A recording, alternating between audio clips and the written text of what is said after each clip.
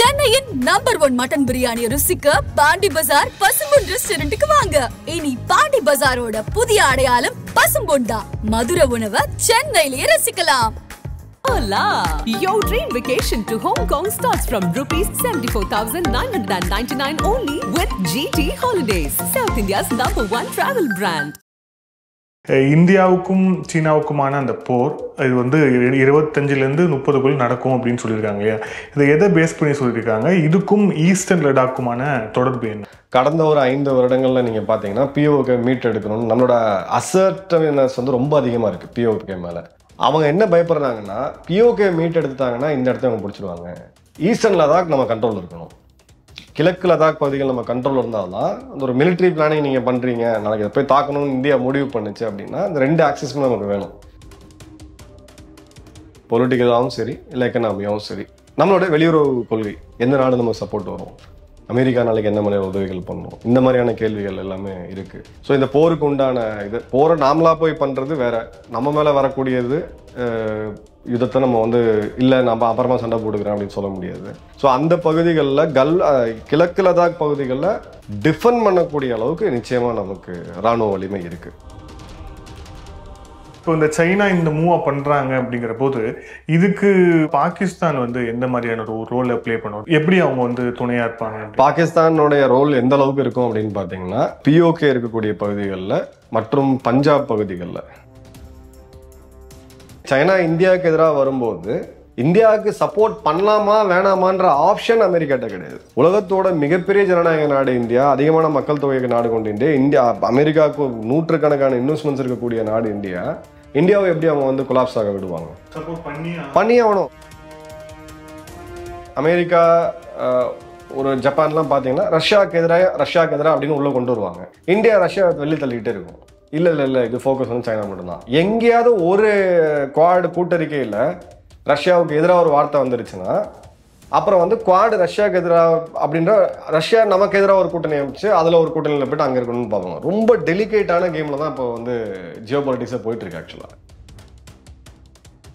ஆதன் தமிழ் நேயர்களுக்கு அன்பு வணக்கம். இந்த சிறப்பு நேர்காணலில் நம்முடன் இணைந்திருக்கிறார் ஓய்வு பெற்ற இந்திய ராணுவ அதிகாரி, புவியரசியல் ஆய்வாளர் மேஜர் மதன்குமார் சார். சார் வணக்கம். வணக்கம். ஜெயஹிந்த். ஜெயஹிந்த் சார். ரூசி அப்படிங்கிறக்கூடிய அவங்க இந்த திங்க் டேங்க் வந்து வெளியிட்டிருக்கக்கூடிய இந்த ஒரு ஆய்வறிக்கை மாதிரியான விஷயம், நீங்கள் ஏற்கனவே பல காணொலிகளில் இப்போ இந்தியா சைனாவுக்கு இடையிலான அந்த உறவு இதில் வந்து நிச்சயமாக ஒரு எஸ்கலேஷன் வந்து வந்தே தீரும் அப்படின்ற மாதிரி நீங்கள் தொடர்ச்சியாக சொல்லிட்டு இருந்தீங்க. இப்போது ஒரு திங்க் டேங்கும் சொல்லியிருக்கிறாங்க. குறிப்பாக அதை சொல்லும் போது ஈஸ்டர்ன் லடாக் அப்படிங்கிற அந்த பகுதி வந்து குறி வச்சு அவங்க வந்து சொல்லியிருக்கிறாங்க. இந்தியாவுக்கும் சீனாவுக்குமான அந்த போர் இது வந்து 25லேருந்து 30க்குள் நடக்கும் அப்படின்னு சொல்லியிருக்காங்க இல்லையா? இதை எதை பேஸ் பண்ணி சொல்லியிருக்காங்க? இதுக்கும் ஈஸ்டர்ன் லடாக்குமான தொடர்பு என்ன? ஃபஸ்ட்டு ஈஸ்டர்ன் லடாக் அவங்களுக்கு ஏன் தேவை அப்படின்றதுக்கு, அங்கே எண்ணெய் வளம் இருக்கா? கிடையாது. தண்ணீர் வளம் இருக்கா? பேங்காங்ஸோ ஏரி இருக்குது, அது உப்பு ஏரி. அந்த தண்ணி எடுத்து நீங்கள் குடிக்கலாம் முடியாது, விவசாயம் பண்ண முடியாது. ஸோ அந்த இடம் எதுக்கு தேவை அப்படின்ற அடிப்படை கேள்வி வருது. ஸோ நீங்கள் ஈஸ்டர்ன் லடாக், அதன் பிறகு அப்படியே மேற்கு நோக்கி வாங்க. நம்மளுடைய சியாச்சின் பகுதி இருக்குது, அந்த தௌலத் பி ஓல்டின்னு சொல்லக்கூடிய அந்த ரோடு போய் முடியக்கூடிய இடம் சியாச்சினோடைய மலைப்பகுதிகள் ஆரம்பிக்குது. சியாச்சினுக்கு பின்னாடி ஷக்ஷம் வேலி, அதுவும் நம்மளோட தான். இன்னைக்கு அவங்க ஆக்கிரமிப்பில் இருக்குது. சைனாவுக்கு பாகிஸ்தான் ஒரு டைமில் கொடுத்தது. ஷக்ஷம் வேலி கிராஸ் பண்ணிங்கன்னா அவங்களுடைய ரூட் வந்து சீபக் ரூட் வந்து உள்ளே வருது. இப்போது அந்த சீபக் ரூட்டில் மிக மிக முக்கியமாக ஒரு பைப்லைன் வருது. ஈரான்லேருந்து $630 பில்லியன் அவங்க ஒரு ஒப்பந்தம் போட்டாங்க 2021. 1-2 நினைக்கிறேன், அந்த டைம் காலகட்டங்களில் போட்டது. அந்த $630 பில்லியன் பணத்தை நீங்கள் முதல்ல எடுத்துக்கங்க. எங்களுக்கு நீங்கள் ஒரே சீரான ரேட்டில், மார்க்கெட் ரேட்லலாம் மேலே கீழே இறங்காமல் எங்களுக்கு ஒரு டிஸ்கவுண்டட் ரேட்டில் நீங்கள் எங்களுக்கு கச்சா எண்ணெயும் கேஸும் கொடுங்கன்ட்டு. இப்போ அது எங்கே ஈரான்லேருந்து கிளம்பி பாகிஸ்தான் வழியாக பலுச்சிஸ்தான் வழியாக பிஓகேக்கு போய் அங்கே ஷக்ஷம் வேலியை தாண்டி தான் ஷின்ஜியாங்கில் போய் அது முடியுது. அந்த ஷின்ஜியாங்ன்றது கிட்டத்தட்ட ஒரு பாலைவன பகுதி, மக்கள் ரொம்ப கம்மியாக இருக்க பகுதி. என்ன வேணால் இடித்து என்ன வேணால் அவங்களால பண்ண முடியும். ஸோ அந்த கட்டமைப்பை ஃபுல்லாக அங்கே கொண்டு போகிறாங்க. அந்த கட்டமைப்பு அங்கே தான் இருக்குது. இது ஏன் அவங்க பண்ணுறாங்கன்னா, மலாக்கா ஸ்ட்ரெயிட்டில் அவங்களுக்கு ஒரு பிரச்சனை இருக்குது, சோக்கிங் பாயிண்ட் இருக்குது. இந்த பக்கம் நீங்கள் 10th 11th மேரிடைம் ரூட்டில் வந்தீங்கன்னா அங்கே ஒரு பிரச்சனை இருக்குது. கல்ஃப் ஆஃப் ஹார்ம்ஸில் ஒரு பிரச்சனை இருக்குது. மிடில் ஈஸ்டில் அவங்களுக்கு பிரச்சனை இருக்குது. இப்போ மிடில் ஈஸ்டில் நாளைக்கு சீன கப்பல்கள் தாக்குறாங்க, இஸ்ரேல் எதிராக போகிறாங்க, இவங்களுக்கு எதிராக இல்லை அமெரிக்கா கேம் விளையாடணும்னு நினைக்கிறாங்க. அப்போ ஒரு பைரட் குரூப்புக்கு வந்து காசு கொடுத்து அடிக்க சொல்றாங்க. சைனாவால் போய் என்ன பண்ண முடியும்? அது எங்கேயோ இருக்கு. அமெரிக்காவில் பண்ண முடியும். ஏன்னா அமெரிக்காவில் 10 போர்க்கப்பல்கள் இங்கே சுற்றிக்கிட்டு இருக்கு, உலகத்தை சுற்றிக்கிட்டு இருக்கு. 850 மிலிட்டரி பேஸ் இருக்கு. இந்த இடத்த டீரிஸ்க் பண்ணுறதுக்கு தான் இதை அவங்க வந்து போட்டாங்க. இந்த ரோட்டை வந்து உள்ளே கொண்டு வந்து எந்த போர் உலகத்தில் எவன் எப்படி அடிச்சு சேர்த்தா கூட நம்மளோட எனர்ஜி அப்படின்றது தங்கு தடை இல்லாமல் வரணும் அப்படின்ட்டு. அந்த இடத்துல நம்ம சியாச்சினை ஓவர்லுக் பண்ணிட்டு இருக்கோம். கடந்த ஒரு 5 வருடங்கள்ல நீங்க பாத்தீங்கன்னா பிஓகே மீட் எடுக்கணும்னு நம்மளோட அசர்ட்டிவ்னஸ் வந்து ரொம்ப அதிகமா இருக்கு பிஓகே மேல. அவங்க என்ன பயப்படுறாங்கன்னா, பிஓகே மீட் எடுத்துட்டாங்கன்னா இந்த இடத்த அவங்க பிடிச்சிருவாங்க. இந்த சீபக் ரோடு இந்தியாவோட கண்ட்ரோல்லையோ இல்லை இந்திய ராணுவத்தோட பார்வைக்கோ உள்ள ரேஞ்சுக்குள்ள வந்துருச்சுன்னா நம்மளை எப்போ வேணா இந்தியா நொறுக்க முடியும். அப்போ கடல் வழியாகவும் நீங்க இது பண்ண முடியாது. அமெரிக்கா இந்தியாவுடைய கூட்டமைப்பு, பல குவாடு போன்ற பல அமைப்புகள் இருக்கு. நான் ஆல்டர்னேட்டா போட்ட ரூட்டு கிட்டத்தட்ட இந்தியாவை டச் பண்ணிட்டு போகுது. ஸோ அந்த இடத்துக்கு போய் சேரணும் அப்படின்ற போது ஈஸ்டர்ன் லடாக் நம்ம கண்ட்ரோல் இருக்கணும். கிழக்கு லடாக் பகுதிகள் நம்ம கண்ட்ரோல் இருந்தால்தான் அந்த ஒரு மிலிட்ரி பிளானிங் நீங்க பண்றீங்க, நாளைக்கு இதை போய் தாக்கணும்னு இந்தியா முடிவு பண்ணுச்சு அப்படின்னா அந்த 2 ஆக்சிஸுமே நமக்கு வேணும். இந்த முசஃபராபாத் வரைக்கும் ஒரு ரோடு ஒன்று போகுது உங்களுக்கு, பாகிஸ்தான்ல பிஓகேல நீங்க இருக்கிறது. ஸோ அந்த ரூட்டை ரூட் பண்ணணும், இந்த சைட்லேருந்து போகணும். இது ரெண்டுமே கிட்ட வராங்க அப்படின்ற பதில் இந்த லாஸ்ட் 4 இயர்ஸாக நம்ம ரோடு அதிகமாக போட்டுகிட்டே இருக்கோம். நாம சைனாக்கு பின்தங்கி இருக்குன்றதை மேட்ச் பண்ணணும் அப்படின்ட்டு போகிறோம். பட் சைனாவுக்கு ஒரு பெரிய இன்செக்யூரிட்டி இருக்குது இந்த இடத்துல. நாளைக்கு இவங்களை அடிச்சிட்டாங்கன்னா நம்ம என்ன ஆகும், இவங்களும் யூஎஸும் சேர்ந்து வந்துட்டாங்கன்னா என்ன பண்ண முடியும் நம்மளால அப்படின்றது இருக்குது. அப்போது இந்த இடத்த நம்ம பாதுகாக்கணும் அப்படின்ற போது நான் ப்ரீவென்டிவாக அவங்கள்ட்ட அடிச்சு பிடிங்கிறேன். நீங்கள் எந்த ரூட்லேயே உள்ளே வரீங்களோ அந்த ரூட்டை நான் அவங்கள்ட்ட அந்த இடத்த நான் அவங்கள்ட்ட எடுத்துட்டேன்னா உங்களை வந்து என்னால் அடிக்க முடியாது, உங்களால் என்ன அடிக்க முடியாது. அப்போது அந்த ஈஸ்டர்ன் லடாக்கை வந்து பிடிக்கணும் அப்படின்றது அவங்களுடைய மிலிட்ரி அப்ஜெக்டிவ். கல்வானோட மூவ், இப்போ அவங்க சமீபமாக போட்ட பிரிட்ஜில் ஆரம்பித்து அவங்க கட்டமைக்கிறது எல்லாமே இந்த போருக்கு தான் அவங்க ப்ரிப்பேர் ஆகிட்டு இருக்காங்க. எழுதி வச்சுக்க இந்த சண்டை என்னைக்கா இருந்தாலும் வரும். பட் எப்போ அப்படின்றது தான் டிஃபர் ஆகும். இப்போ ருசி சொல்கிறது, அந்த ரிப்போர்ட் சொல்கிறது, நிறையா ரிசர்ச் எடுத்து தான் அவங்க பேசுகிறாங்க 25 to 30 அப்படின்றாங்க. அந்த 25 to 30 ஒரு நாடு எப்படி முடிவு பண்ணுவோம்னா எதிரி வீக்காக இருக்கிற நம்ம ஸ்ட்ராங்காக இருக்கணும். இப்போ நம்ம வீக்காக இருக்கோமா அப்படின்ற கேள்வியை நம்ம கேட்க வேண்டியது இருக்குது. நம்மளுடைய பாதுகாப்பு பிரதமர் இவர்கள்லாம் நம்ம எந்த நிலைமையில் இருக்கிறோம் இப்போ அப்படின்ற ரிப்போர்ட்டு நாம் அனலைஸ் பண்ணி பார்த்தோம் அப்படின்ற போது பார்த்தீங்கன்னா நம்ம 62 இருந்த மாதிரி இல்லை. இது ஒரு லாங் ட்ரான் பேட்டிலாக போயிடும். ஏன்னா மலைப்பகுதிகளில் யுத்தம் அப்படின்றது டோட்டலாக வேற. நான் உங்களுக்கு ஞாபகம் நினைக்கிறேன், அந்த 3 வருடம் முன்னாடி நம்ம பேசும்போது அந்த காலாட்டாப்ல அந்த இது கைலாஷ் மலை பகுதிகளில் இந்திய ராணுவம் போய் உட்காந்துருச்சு, அதுக்கப்புறம் தான் அவங்க அடங்கி போனாங்க பார்த்தீங்களா. இன்னைக்கும் அந்த அட்வான்டேஜ் நமக்கு இருக்கு. மலை மேலே இருக்க எதிரியை நீங்கள் சண்டை போடணும்னா கீழே இருக்க எதிரி வந்து கிட்டத்தட்ட 1க்கு 30 வேணும். ஸோ இந்தியா கிட்டத்தட்ட 75,000 பேர் அங்கே எடுத்து வச்சிருக்கோம். நம்ம இப்போ 75,000 பேருக்கு அகேன்ஸ்டாக நீங்கள் அப்படியே 20 பணம் கணக்கு போட்டு பாருங்க. கணிசமான ராணுவத்தை நீங்கள் இங்கே மூவ் பண்ணாதான் நீங்கள் அதை பண்ண முடியும். ஸோ அந்த பாயிண்ட்ல தான் நான் ருசி ரிப்போர்ட்டை விட நான் கொஞ்சம் டிஃபர் ஆகிறேன். இந்த அளவுக்கு ரிஸ்க் எடுப்பாங்களா சைனா அப்படின்றது ஒரு மிகப்பெரிய கேள்விக்குறி. இல்லை நம்ம பலவீனமா இருக்குமா அப்படின்னா இந்த சென்ஸ் வந்து அது வந்து எக்கானமி அப்புறம் பொலிட்டிக்கல் எல்லா ரீதியிலுமே. ஆமாம் ஆமாம், ராணுவ ரீதியாகவும் சரி, பொலிட்டிக்கலாகவும் சரி, இல்லை எக்கனாமியாகவும் சரி, நம்மளோட வெளியுறவு கொள்கை எந்த நாடு நமக்கு சப்போர்ட் வரும், அமெரிக்கா நாளைக்கு என்ன மாதிரியான உதவிகள் பண்ணணும், இந்த மாதிரியான கேள்விகள் எல்லாமே இருக்கு. ஸோ இந்த போருக்கு உண்டான இது போரை நாமளா போய் பண்றது வேற, நம்ம மேல வரக்கூடியது யுத்தத்தை நம்ம வந்து இல்லை நம்ம அப்புறமா சண்டை போட்டுக்கிறேன் அப்படின்னு சொல்ல முடியாது. ஸோ அந்த பகுதிகளில் கிழக்கு லடாக் பகுதிகளில் டிஃபெண்ட் பண்ணக்கூடிய அளவுக்கு நிச்சயமா நமக்கு இராணுவ வலிமை இருக்கு. அரசியல் இப்போ இருக்கக்கூடிய பாதுகாப்பில் இருக்கக்கூடிய எல்லாருக்குமே ஒரு 10 வருஷம் இந்த சப்ஜெக்ட்ல எக்ஸ்பீரியன்ஸ் இருக்கு. புதுசா யாருமே கிடையாது. 99 எடுத்தீங்கன்னா கார்கில்ல அரசே கிடையாது. அப்போ ஒரு இந்த காபந்து அரசு தான் இப்போ இருந்துச்சு. அந்த மாதிரியான சூழ்நிலையில இப்போ இல்லை. அன்னைக்கு இருந்த ஜியோ பொலிட்டிக்கல் ரிலேஷன்ஷிப் வேற. இன்னைக்கு பல நாடுகள் நம்ம எந்த அளவுக்கு நல்லுறவு வச்சிருக்கோம், அமெரிக்கா உட்பட எல்லா நாடுகள்கிட்டையும் அலையன்சஸ் இருக்கு. ஸோ இந்த பாயிண்ட்ல பார்க்கும்போது நாம அந்த அளவு மாதிரியான ஒரு சுச்சுவேஷன் இல்லை. பட் நாம படையெடுத்து போய் சீனாவை ஏதாவது பண்ண முடியுமானா அதுவும் கிடையாது. அது ஓவர் இது, அது வேணா அரசியலுக்காக வேணா நம்ம பேசலாம். நிதர்சனமா லடாக் பகுதிகளில், அருணாச்சல் பகுதிகளில் காப்பாற்றக்கூடிய அளவுக்கு சீனாவை அந்த இடத்த இறுக்கி பிடிக்கிற அளவுக்கு நமக்கான வலிமை இருக்கு. பட் நிச்சயமா அது ஒரு கணிசமான உயிர் சேதத்தோட தான் வரும் அப்படின்றது தான் நிதர்சனமான உண்மை. ஸோ அந்த 25லேருந்து 30 2030 இந்த போர் வந்து நிகழலாம் அப்படின்ட்டு அவங்க வந்து சொல்லியிருக்கிறாங்க. இப்போது இது இந்த சென்ஸ் வந்து எப்படி பார்க்குறது? குறிப்பாக வந்து இப்போ நமக்கு வந்து இப்போ ரீசெண்டாக இங்கே எலெக்ஷன் முடிஞ்சது. இங்கே வந்து ஒரு வீக் கவர்மெண்ட் இருக்குது அப்படிங்கிற ஒரு தொடர்ச்சியான ஒரு பேச்சும் போயிட்டுருக்கு. இதுவும் வந்து அதுக்கு வலு சேருவோம் அப்படிங்கிறீங்களா? இது ஒன் ஆஃப் த பாயிண்ட். நிச்சயமா சரி, பாகிஸ்தான் எப்போ சூஸ் பண்ணாங்கன்னு பாருங்க. அந்த டைமிங் நான் கரெக்டாக நோட் பண்ணீங்கன்னா, வாஜ்பாய் அரசு அவர்கள் கவிழ்க்கப்பட்ட பிறகு அதுக்கு முன்னாடி கிட்டத்தட்ட ஒரு 3-4 பிரதமர்கள் மாறி இருந்த போது தான் சரி சரியான டைம் தூக்கிடலாம் அப்படின்றதான் பார்த்துட்டு இருக்கோம். ஏன் நம்ம பிஓகேவோட பிளானுமே இப்போ ராணுவ தளபதி பேசினதா இருக்கட்டும், பாகிஸ்தான்ல என்ன பிரச்சனை, அரசியல் திருத்தமே கிடையாது. இப்போ இந்த ஆட்சி எத்தனை நாள் நீடிக்கும்ன்றது அவங்களுக்கு தெரியாது. ஐஎஸ்ஐக்கும் அரசுக்கும் பிரச்சனை இருந்துச்சு, ராணுவத்துக்கும் அரசுக்கும் பிரச்சனை இருந்துச்சு. ஒரு கியாட்டிக்கா ஒரு கன்ஃபியூஷனா இருக்கும் போது தான் ஒரு நாட்டை போய் நம்ம ஈஸியா இது பண்ண முடியும்.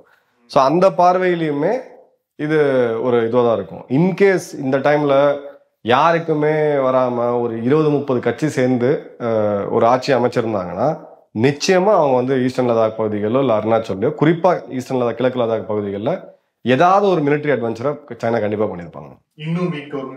ஆமா, ஒரு 20 கட்சி சேர்ந்து ஒரு கவர்மெண்ட் ஆரம்பிக்குதுன்னு வச்சுக்கலாம். அந்த மாதிரியான ஒரு சூழ்நிலை வந்துச்சுன்னா அப்படி கூட வச்சுக்கலாம் நீங்க. இல்ல ஐஎன்டிஏ கூட்டணி என்ன சொல்றேன்னா, ஒரு கட்சி ஸ்ட்ராங்கா இருந்து இப்போ UPA 2 எடுத்தீங்கன்னா காங்கிரஸ் 206 இருந்து அந்த 72 கேப்ல எல்லாமே இருந்தாங்க. அப்பயும் நம்மளால எஃபெக்டிவா டிசிஷன்ஸ்லாம் எடுக்க முடியும். ஜியோ பொலிட்டிக்கல் டிசிஷன்ஸ், போர் போன்ற கடுமையான முடிவுகளோடு நம்ம அரசை எடுத்துருவாங்க. இப்போ காங்கிரஸ் ஒரு 60-70 சீட்டு 80 சீட்டு 90 சீட்ல இருந்து எல்லா கட்சியும் ஒரு 30-40 சீட்டை கொண்டு வந்தாங்கன்னா அது கொஞ்சம் வேற மாதிரி போயிடும். அது நீங்க வந்து VP சிங் கவர்மெண்ட் ரெஃபர் பண்ணீங்கன்னா உங்களுக்கு நான் என்ன சொல்றேன்னு புரியும். இல்ல இப்பயே கிட்டத்தட்ட அந்த மாதிரி சிச்சுவேஷன் தான். காங்கிரஸ் வந்து 99, DMK, TMC எல்லாரும்.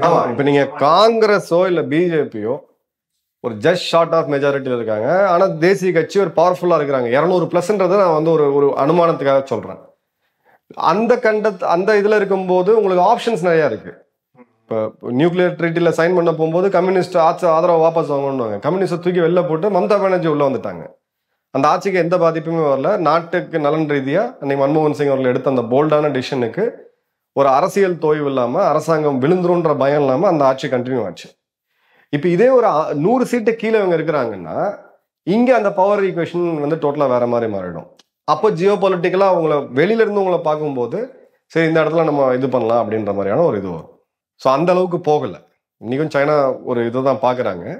பட் சைனாவோட ஃபர்ஸ்ட் டே ஆர்டிக்கிளே உங்களுக்கு தெரியுமே, மோடி அவர்கள் பதவியேற்று 3ஆவது நாள் குளோபல் டைம்ஸ்ல என்ன சொன்னாங்க, மோடி 3.0 நீங்க சைனா கூட கம்பீட் பண்றதெல்லாம் நினைக்க முடியாது. ஏன்னா நீங்க 10 பேர்ட்ட கேட்டுதான் முடிவு எடுக்கணும். ரிஃபார்ம்ஸ்லாம் நீங்க பண்ண முடியாது. சைனா என்னைக்குமே, இந்தியா என்னைக்குமே சீனாவுக்கு வந்து எங்களுக்கு வந்து நீங்க காம்படிஷனாக இருக்க முடியாது, நீங்க எங்களோட ஒத்துப்போங்க. அவங்களோட அரசு அதிகாரப்பூர்வமான குரல் தான் குளோபல் டைம்ஸ். ஸோ அதுலேயே நமக்கு தெரியுது அவங்களோட மென்டாலிட்டி என்ன அப்படின்ட்டு. ஸோ இப்போ இந்த மாதிரி ஒரு எஸ்கலேஷன் வந்துச்சுன்னா பாகிஸ்தான் வந்து எந்த மாதிரியான ஒரு ரோலை ப்ளே பண்ணுவோம்? இப்போதைக்கு பாகிஸ்தான் சுச்சுவேஷனில் டைரெக்டாக அவங்க நம்ம கூட மோதக்கூடிய லெவலில் வந்து இல்லை. அதை இப்போ யோசிக்கவும் அவங்க யோசிப்பாங்கன்னு நமக்கு தெரியல. ஆனால் இப்போ இந்த சைனா இந்த மூவா பண்ணுறாங்க அப்படிங்கிற போது இதுக்கு எப்படி அவங்க வந்து துணையாக இருப்பாங்க? பாகிஸ்தானுடைய ரோல் எந்த அளவுக்கு இருக்கும் அப்படின்னு பார்த்தீங்கன்னா, POK இருக்கக்கூடிய பகுதிகளில் மற்றும் பஞ்சாப் பகுதிகளில் இந்த இடத்துல இன்னொரு ஃப்ரண்ட்டை, ஒரு சின்ன ஒரு ஃப்ரண்ட்டை ஓப்பன் பண்ணுறதுக்கு ட்ரை பண்ணுவாங்க. இங்கே இருக்கக்கூடிய படையை அங்கே நீங்கள் ஷிஃப்ட் பண்ணாமல், இங்கே இருக்கக்கூடிய படையை நீங்கள் மாற்றி சைனாவை நோக்கி திருப்பாமல் இங்கே இருக்கக்கூடிய ராணுவத்தை கட்டி போடுற அளவுக்கான ஒரு சிறு லெவல் சண்டையை பாகிஸ்தான் இனிஷியேட் பண்ணுவாங்க. அது வந்து சைனாவுக்கு வந்து இதை பண்ணுறதுக்கு கொஞ்சம் யூஸ்ஃபுல்லாக இருக்கும். அந்த ஃபால்ட் லைன் இருக்கு உங்களுக்கு. ஸோ அந்த 2.5 ஃப்ரண்ட் அப்படின்றது 2 ஃப்ரண்ட்ன்றது பாகிஸ்தான், இந்தியா, சைனா நேரடியா ஒரே நேரத்தில். அப்போ வந்து இந்தியா தனியாக மட்டும் அதை ஃபைட் பண்ணாது. நமக்கும் சில குளோபல் ஈக்குவேஷன்ஸ் மாறும். உலகத்தோட மிகப்பெரிய ஜனநாயக நாடு ஒரு மிகப்பெரிய அச்சுறுத்தலுக்கு வந்துருச்சுன்னா அமெரிக்கா கூட நின்று ஆக வேண்டிய கட்டாயம் அவங்களுக்கு இருக்கு. சைனாவோட வெற்றி அப்படின்றத அவங்க கொண்டாட முடியாது, அது இந்தியா போன்ற இவ்வளோ பெரிய நாட்டுக்கு. ஸோ நிச்சயமாக அங்கே ஈக்குவேஷன்ஸ் வந்து மாறும். அவ்வளோ இதுவாக போனா அதே பாகிஸ்தானுடைய விமானங்கள், போர் விமானங்கள்லாம் அமெரிக்காவோடது தான் இருக்குது, F-16s எல்லாமே. ஸோ அங்கே டைட் பண்ணுவாங்க. இது வந்து ஜஸ்ட் அப்படியே இந்த 2 நாடுகளும் சேர்ந்து படையெடுத்தலாம் அப்படிலாம் பண்ண முடியாது. அந்த சூழ்நிலையில நம்ம தாண்டி வந்துட்டோம். பட் பாகிஸ்தான் நிச்சயமா அட்லீஸ்ட் 0.5 யூஸ் பண்ணுவாங்க. ஒரு 1000-2000 தீவிரவாதிகளை காஷ்மீரில் இப்போ இருக்க பதட்டம் மாதிரி இன்னொரு 10 மடங்கு பதட்டம் அதிகமாகுதுன்னு வச்சுக்கோங்க. உங்களால் ஃபோர்ஸஸை ரீடெப்ளாய் பண்ண முடியாது, இங்கிருந்து நாங்கள் மூவ் பண்ண முடியாது. ஸோ இதை சமாளிக்கிறதுக்கு தான் சீனாவை பேஸ் பண்ணி இன்டெகிரேட்டட் தியேட்டர் கமாண்ட், முப்படைகளோட ஒருங்கிணைந்த ஒரு படைப்பிரிவு தனியாக சீனாக்காகவே இருக்கணுன்றதை நம்ம வேகமாக டெவலப் பண்ணிட்டு வரோம். அதை ஏற்கனவே பண்ணி முடிச்சிருக்கணும். பட் நம்மளோட அரசோட வேகம்ன்றது உங்களுக்கு தெரியும் என்ன வேகத்தில் போகும்ட்டு. அது இப்போ கொஞ்சம் மெதுவாக போயிட்டு இருக்கு. அதை பண்ணி முடிச்சாங்க அப்படின்ற போது இந்த ரிஸ்கையும் நம்ம வந்து டிரெஸ் பண்ணிக்கலாம். அதுல இன்னொரு விஷயம் சொல்றாரு, அது குறிப்பா வந்து நட்பு சக்தி, இந்தியாவுடைய நட்பு சக்தியாக இருக்கக்கூடிய ரொம்ப நீண்ட கால நட்பு சக்தி ரஷ்யா, அமெரிக்கா 2 பேர் இருக்காங்க. ஆனா அமெரிக்காவுடைய நட்பு வந்து நமக்கு ஆழமா இல்லை அப்படிங்கிறத மென்ஷன் பண்றாரு. பிளஸ் நமக்கு வந்து நிரந்தர நட்பு சக்தியா கிட்டத்தட்ட இருக்கக்கூடிய ரஷ்யா வந்து அவங்க வேற ஒரு போர் முனையில உக்ரைனோட ஒரு போர் பண்ணிட்டு இருக்காங்க அப்படின்னு. ஸோ இந்த சுச்சுவேஷனும் முக்கியமான விஷயமா இந்த விஷயம் ட்ரிகர் ஆகிறதுக்கு? இல்ல, கண்டிப்பா ட்ரிகர் ஆகிறதுக்கு. பட் அங்க பாயிண்ட் அவங்க என்ன மிஸ் பண்றாங்க அப்படின்னு பாத்தீங்கன்னா, அமெரிக்கா இந்திய உறவு ஆழமானதா அப்படின்னு கேட்டீங்கன்னா ஆழமானது இல்லை. அதை நோக்கி தான் நம்ம போயிட்டு இருக்கோம். ஆனால் அமெரிக்கா இந்தியா உறவு ஒரு டிரான்சாக்ஷனலாக கொடுக்கல் வாங்கலாம்னா அதுவும் கிடையாது. இதை நான் ஏன் சொல்கிறேன் அப்படின்னா, இது ரூசி ரிப்போர்ட்டோடைய இந்த இடத்துல அவங்க அந்த லென்ஸில் ஒரு ஐரோப்பியராக நீங்கள் என்ன பார்த்தீங்கன்னா, ஒரு பிரிட்டிஷாக என்ன பார்த்தீங்கன்னா எப்படி பார்ப்பீங்கன்றதுல அவங்க அந்த பாயிண்ட்டாக பார்த்துருக்காங்க. பட் நீங்கள் கொஞ்சம் நம்ம ஃபேக்ட் பேஸ்டாக வந்தோம் அப்படின்னா, அமெரிக்காவுடைய MQ-9 ட்ரோன், இந்த தொலைதூரம் கண்காணிக்கக்கூடிய தாக்கக்கூடிய ட்ரோன், இதை எந்த நாட்டுக்குமே அவங்க கொடுத்தது கிடையாது. இந்தியாவுக்கு தான் கொடுத்தாங்க. ஒரு லீஸில் கொடுத்தாங்க. இப்போ நம்ம 3 வாங்க போகிறோம். இது பாகிஸ்தானுக்கு கிடையாது, சீனாவுக்கு அகேன்ஸ்டாக தான்.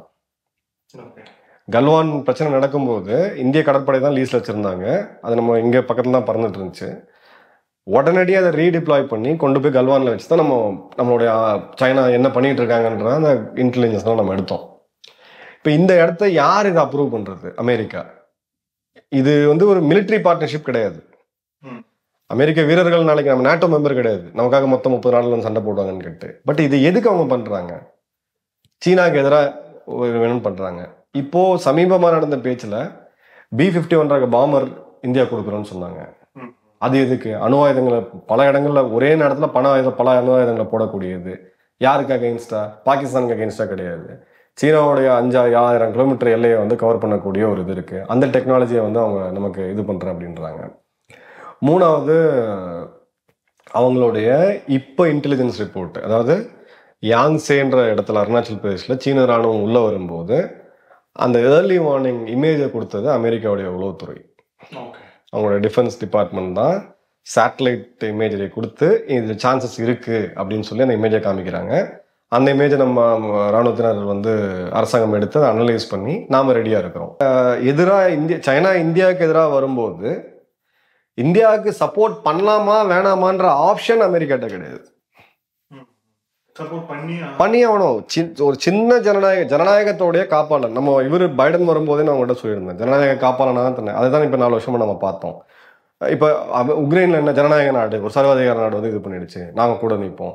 தாய்வான் போன்ற ஒரு சிறு ஜனநாயக நாடு, அது கீழே விழுந்தாலே உங்களுக்கு பவர் ஈக்குவேஷன்ல அவங்க மேலே போறாங்கன்ற போது, உலகத்தோட மிகப்பெரிய ஜனநாயக நாடு இந்தியா, அதிகமான மக்கள் தொகை நாடு கொண்டு இந்தியா, அமெரிக்காவுக்கு நூற்றுக்கணக்கான இன்வெஸ்ட்மெண்ட்ஸ் இருக்கக்கூடிய நாடு இந்தியாவை எப்படி அவங்க வந்து கொலாப்ஸ் ஆக விடுவாங்க? உங்களுக்கு அந்த சண்டையை இது பண்ற அளவுக்கு டெக்னாலஜிக்கல் சப்போர்ட்டை அவங்க நமக்கு கொடுப்பாங்க. ஆயுதங்கள் நமக்கு இருக்கும், ஃபாஸ்ட் பேஸ்டா கொடுப்பாங்க.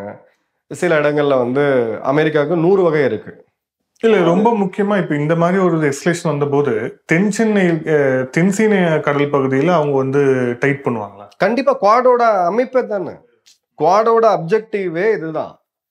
நீங்க இங்க ஏதாவது ஒரு ஃப்ரண்ட்டை ஓபன் பண்ணாங்கன்னா தாய்வான் ஃப்ரண்ட் அவங்க கிட்ட போயிடுவாங்க. 2 பேர் தாய்வான்ல இருந்து 40 கிலோமீட்டர் தொலைவில் அமெரிக்காவுடைய அணு ஆயுதம் தாங்கின போர்க்கப்பல் அங்க இருக்கு, எடுத்துட்டு போகக்கூடிய. அணு ஆயுதத்தை ஒன்றும் டிப்ளாய் பண்ணல. நாளைக்கு நீங்க இந்த ஃப்ரண்ட்டை ஓபன் பண்ணீங்கன்னா ஜப்பான் இப்போ ரொம்ப அக்ரெசிவ் ஆயிட்டாங்க, ஆஸ்திரேலியா அக்ரெசிவா இருக்குது, தென்சீன கடல் பகுதியில் இருக்கக்கூடிய எல்லா நாடுகளுமே அக்ரெசிவா இருக்காங்க. 13 நாடுகளுமே வந்து இப்போ ஏதாவது ஒன்று பண்ணணும் அப்படின்னு பாக்குறாங்க. நிச்சயமா அந்த ஒரு ஃப்ரண்ட்டை ஓபன் பண்ணணும்ன்றாங்க. இன்ஃபேக்ட் நீங்க கேட்கிற கேள்வி அப்படியே தலைகளா பாருங்க. அமெரிக்கா என்ன கேட்டாங்கன்னா இந்தியாட்ட, தாய்வான் பிரச்சனை நடக்கும்போது தாய்வானை தான் கை வைப்பாங்க ஃபர்ஸ்ட். தாய்வான நீங்க கை வைக்கும் போது நீங்க இங்க போற துவங்குங்க, லடாக்ல நீங்க ஆரம்பிங்க போற, உங்களுக்கு என்ன வேணுமோ நாங்க சப்போர்ட் பண்றோம், உங்களோட பிளான் என்ன, எப்படி எந்த ஏரியாவை நீங்க அட்டாக் பண்ண போறீங்க, அதுக்கு இந்தியா வந்து இன்னும் இசைவு கொடுக்கல. நாமளாக ஒரு ஃப்ரெண்டை ஓப்பன் பண்ணோம்னா இன்னும் நம்பிக்கை நிறைய வரணும். அப்போ தான் அந்த ஆழமான நட்பு இதெல்லாம் வரும். அமெரிக்காட்ட எந்த நாடுமே ஆழமான நட்பெல்லாம் எதுவுமே கிடையாது, உங்களுக்கே தெரியும். ஸோ அந்த பாட்டை அவங்க நம்மகிட்ட ஏற்கனவே பேசுகிறாங்க. தாய்வானில் பிரச்சனை ஆரம்பிச்சுன்னா இங்கே ஃப்ரெண்டை ஓப்பன் பண்ணுங்க, மலாக்கா ஸ்டேட்டை சோக் பண்ணுங்க, இவங்களை ஜிபூத்தியில் இது பண்ணுங்க, நடுவில் உங்களோட ஏரியாவில் ஃபுல்லாக இவங்களை சோக் பண்ணுங்க. அதனால தான் இந்திய கடற்படை இவ்வளோ ஆப்ஷன்ஸ் நமக்கு வந்து அவங்க கேட்குறாங்க. இதெல்லாம் நீங்கள் பண்ணுங்கன்னு சொல்லும்போது பண்ணக்கூடிய திறனும் நமக்கு வேணும்ல. அந்த பண்ணக்கூடிய திறன் எப்படின்றது போர் பயிற்சிகள் மூலியமா தான் வரும். அதைத்தான் இப்போ நம்ம தொடர்ந்து பார்த்துட்டு இருக்கோம். அவங்க அந்த ஃப்ரண்ட்டை ஓப்பன் பண்ணுங்க, இந்தியாவும் அமெரிக்காவும் சேர்ந்து லடாக்ல ஒரு கூட்டு ராணுவ பயிற்சி வேணும்னு சொல்லி 2 வருஷம் முன்னாடி பேசினாங்க, 1 வருஷம் முன்னாடி. ஸோ அந்த பாயிண்ட்ல இது கிவ் அண்ட் டேக் தான், மியூச்சுவல் தான். ஜப்பானும் அவங்க சைடுக்கு அவங்க ஆரம்பிப்பாங்க. ரஷ்யாவும் சும்மா இருக்காது. இன்ஃபேக்ட் அதையுமே சொல்றேன் உங்களுக்கு, ரஷ்யா சைனா உறவு இல்லை. ஆனால் ரஷ்யா வந்து ஏற்கனவே ஒரு ரஷ்யா வந்து கிட்டத்தட்ட இந்தியா அதுக்கப்புறம் சைனா ரெண்டுத்தையும் வந்து 2 பேருமே நட்பு சக்திங்கிற மாதிரியான தோட்டத்தில் போகிறாங்க. ஆனால் இதையும் தாண்டி அவங்களுக்கு ஒரு போர் அங்கே நடந்துகிட்டு இருக்குல்ல. அப்படி இருக்கும்போது நமக்கோ இல்லை அவங்களுக்கோ சப்போர்ட் பண்ணக்கூடிய இடத்துல ரஷ்யா இருக்குமா? இல்லை, ரஷ்யா கண்டிப்பாக சப்போர்ட் பண்ணுவாங்க. நாம அவங்ககிட்ட இருந்து வாங்கல ஆயுதங்கள் 70 இன்னைக்குமே ஒரு 80% ஆயுதங்கள் ரஷ்யன்ஸ் தான் யூஸ் பண்ணிட்டு இருக்கோம். அதுக்கான ஸ்பேர் பார்ட்ஸ்லாம் நம்மகிட்ட ப்ரொடியூஸ் பண்ணுறது கேட்கறது இதெல்லாம் இருக்கும். சைனாவும் கணிசமான அளவு ரஷ்யா ஆயுதங்களை இன்னைக்கு யூஸ் பண்ணிட்டு இருக்காங்க. அவங்களுக்கு அதை கொடுப்பாங்க. இதுல மத்தியஸ்தம் பண்ணக்கூடிய இதுல ரஷ்யா வரும். தன்னோட பவரை ரீகெயின் பண்ணக்கூடிய ஒரு கோல்டன் ஆப்பர்ச்சுனிட்டியா ரஷ்யா பார்ப்பாங்க. இப்ப நிறைய பேர் அமெரிக்கா ஓரியன்டா இருக்கக்கூடிய இங்க இருக்கக்கூடிய டிஃபென்ஸ் எக்ஸ்பர்ட்ஸ்லாம் என்ன சொல்லுவாங்கன்னா, நீங்க இதெல்லாம் பார்த்துட்டே இருங்க, ரஷ்யாவுக்கு வந்து சைனா கூட தான் போயிடுவாங்கன்ட்டு. அது ரொம்ப தவறான பார்வை. இன்னொருத்தனை தாதாவாக்கிறதுக்காக ரஷ்யா இங்க கிடையாது. அவங்க ஏற்கனவே அந்த ஸ்பேஸை விட்டுட்டாங்க. அதை ஸ்பேஸை திரும்ப எடுக்கிறதுக்கு, அந்த வேர்ல்டோட ஒரு லீடராக திரும்ப உருவாக்குறதுக்கு, அதுவும் புத்தின் அவர்களுக்கு ஒரு கோல்டன் ஆப்பர்ச்சுனிட்டி இது. இந்தியாவும் சைனாவும் அமெரிக்கானால சண்டை போட்டுக்கிறீங்க, நான் வந்து உங்க போரை நிறுத்தினேன் அப்படின்ற போது தான் மேல வந்துடுறாரு. 2 நாடுகள் வந்து கீழே போகுது. இது அமெரிக்கா விரும்பாது இல்லையா? அமெரிக்கா நிச்சயமா விரும்புது. புதின் வந்து மத்தியஸ்தம் பண்றது அமெரிக்கா கண்டிப்பா விரும்புது. ஸோ அமெரிக்கா அந்த சப்போர்ட்டை கொடுத்துதான் ஆகணும். ஆப்வியஸா அமெரிக்கா கொடுக்கலாமா வேணாமன்ற ஆப்ஷன் அவங்க கிட்ட கிடையாது. இப்போ அவங்க நாட்டுல இப்ப அவங்க ஒரு நியூட்ரல் ஸ்டாண்ட் எடுக்கிறதுக்கான வாய்ப்பு இல்ல. நியூட்ரல் ஸ்டாண்ட்ன்றது அவங்க எடுக்க மாட்டாங்க. அதை வெளியில சொன்னா கூட உள்ள கொடுத்துட்டு இருப்பாங்க. அது ஏன் அப்படின்னா, இப்போ அமெரிக்க எலெக்ஷன் நடக்குது. இப்போ வந்து ட்ரம்ப், கமலா ஹாரிஸ் ஃப்ரண்ட்ல இருக்கிறாங்க. இப்போ ஒருவேளை ட்ரம்ப் வந்து வரும் பட்சத்தில் ட்ரம்ப்போட பாலிசியே வேற மாதிரி இருக்கு. அமெரிக்கா ஃபர்ஸ்ட், நாங்க எதுக்கு தேவையில்லாம போய் மற்றவங்களுக்கு ஸ்பெண்ட் பண்ணணும் உள்ளிட்ட விஷயங்கள்லாம் அவர் ஹைலைட் பண்றாரு அப்படிங்கிறத பாக்குறோம். ஸோ அந்த ஒரு ஆங்கிள் ஒரு நியூட்ரல் ஸ்டாண்ட் எடுக்கிறதுக்கான வாய்ப்பு அப்படி இல்ல. இந்தியாவுக்கு சில நெருக்கடிகளை அவங்க கொடுத்து, இதெல்லாம் நாங்க கொடுக்குறோம், எங்களுக்கு இதை கொடுங்கன்னுவாங்க. இந்தியாவில் மிலிட்ரி பேஸ் கேட்பாங்க. இத்தனை வருடம் ஒரு விஷயம் நம்மளுடைய அரசியல்வாதியில பாராட்டி ஆகணும். எவ்வளோ வீக் அரசாங்கமா எத்தனையோ காலகட்டத்தில் இருந்தாலும் அமெரிக்காவுடைய மிலிட்ரி பேஸை நம்ம இது வரைக்கும் கொடுத்தது கிடையாது. அதை கேட்கறதுக்கு வாய்ப்பு இருக்கு.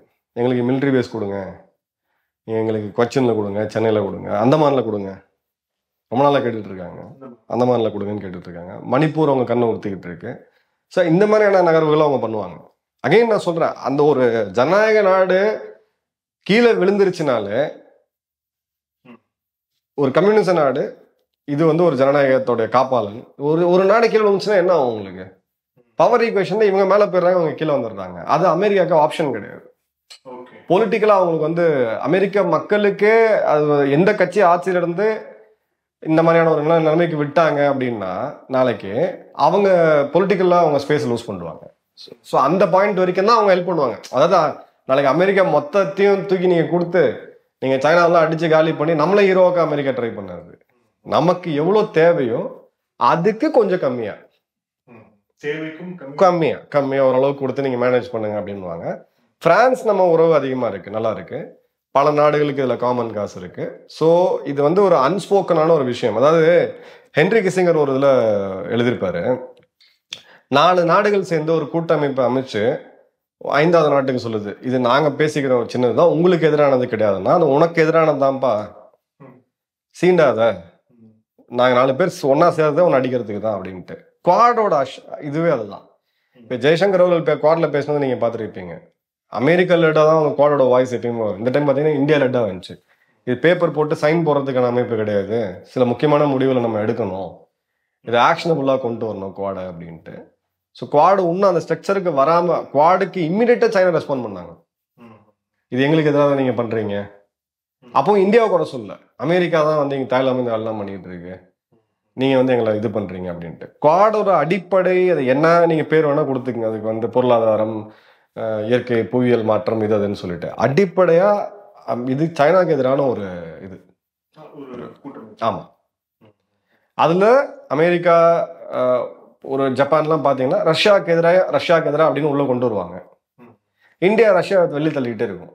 இல்லை இது ஃபோக்கஸ் வந்து சைனா மட்டும்தான். எங்கேயாவது ஒரு குவாட் கூட்டறிக்கையில் ரஷ்யாவுக்கு எதிராக ஒரு வார்த்தை வந்துருச்சுன்னா அப்புறம் வந்து குவாடு ரஷ்யாவுக்கு எதிராக அப்படின்ற ரஷ்யா நமக்கு எதிராக ஒரு கூட்டணி அமைச்சு அதில் ஒரு கூட்டணியில் போய்ட்டு அங்கே இருக்கணும்னு பார்ப்பாங்க. ரொம்ப டெலிகேட்டான கேமில் தான் இப்போ வந்து ஜியோ பாலிட்டிக்ஸாக போயிட்டு இருக்கு ஆக்சுவலாக. ஸோ குவாட் அந்த இதில் வந்து ரஷ்யா பற்றின எந்த விஷயமும் வர விடாது, இந்தியா பார்க்க. இதுல நம்ம இந்த போர் சம்பந்தமா பேசும்போது நம்மளுடைய உள்நாட்டு, நம்மளுடைய பாதுகாப்பு, நம்ம கவர்மெண்ட், நம்ம எல்லாமே பேசுறோம். ஆனா சைனாவுடைய கவர்மெண்ட் இப்ப அவருக்கு அதிபர் அவர்களுக்கு வந்து சைனா அதிபருக்கு வந்து உடல்நிலை சரியில்லை உள்ளிட்ட பல்வேறு விஷயங்களும் வந்து நடந்துகிட்டு இருக்கு அப்படிங்கிறத பார்க்குறோம். உள்ளுக்குள்ளேயும் ஏற்கனவே இந்த யூகர் முஸ்லீம்ஸ் உள்ளிட்ட பல்வேறு பிரச்சனைகள் அங்கே இருக்கு அப்படிங்கிறத பார்க்குறோம். ஸோ இது வந்து அவங்க எப்படி இதை பயன்படுத்துவாங்க? அவங்களுக்கு உள்நாட்டு அரசியலுக்கு தேவையான ஒரு விஷயமா பயன்படுத்துவாங்களா? இது உள்நாட்டு அரசியலுக்கு கண்டிப்பா தேவைப்படக்கூடிய விஷயம் தான் அது. எனக்கு வந்து இந்த ஈஸ்டர்ன் லடாக் அதை எல்லாம் விட ஜாஸ்தியா இந்த நாட்டோடைய வீழ்ச்சி அப்படின்றது இந்த நாட்டோடைய இப்போ இருக்கக்கூடிய ஸ்ட்ரக்சரில் தான் அது விழும். அதோட வெயிட்டாலேயே விழுந்துடும். அது அந்த அளவுக்கு எல்லாத்தையும் அவங்க சென்ட்ரலைஸ் பண்ணி வச்சுருக்காங்க. அங்கேருந்து வரக்கூடிய எந்த டேட்டாவுமே இப்போ அந்த அதிபர் உடம்பு சரியில்லாமல் போயிட்டாரு, ஸ்ட்ரோக் வந்து, இதெல்லாம் அவங்க கிளப்பி விட்டது, அவங்களே. ஆமாம், இதுதான் அவங்களுடைய உளவியல் ரீதியான ஒரு போர். வெளி உலகம் நம்ம செலிப்ரேட் பண்ணுறோம், ஓ இருந்தால் போயிட்டான் அப்படின்னு சொல்லிட்டு அவங்க மக்களுக்கு சிம்பத்தி. ஷி ஜின்பிங்க்கு எதிராக அந்த இது அப்போ இப்போ இந்தியாவுக்கு எதிராக அவங்க பேசிக்கிட்டு இருக்காங்க. பேசிட்டு அந்த இந்தியாவை சீன்றது, லடாக் பகுதிகளை நம்ம இது பண்ணிட்டோம் அது பண்ணுறது, ஸோ ஒரு எதிரியை ஐடென்டிஃபை பண்ணுறாங்க. தாய்வான ஒரு சைடு காமிச்சிட்டு இருக்காங்க. தாய்வான் பக்கம் நகர முடியல அவங்களால. இந்த பக்கம் பார்த்தீங்கன்னா நாமளுமே டைட்டாக பண்ணி பிடிச்சி வச்சிருக்கோம். இப்போ ஒரு பேச்சுவார்த்தையில், கடைசியாக பேச்சுவார்த்தையில் சொன்னாங்க 30வது சுற்று பேச்சுவார்த்தையில், சரி இருக்கிறது அப்படியே இருக்கட்டும், ஃபிங்கர் 4 வரைக்கும் நீங்கள் 3க்கு போயிருங்க, நாங்கள் 4 வரைக்கும் நாங்கள் வச்சுக்கிறோம், அதோட முடிஞ்சது பிரச்சனைன்ட்டு.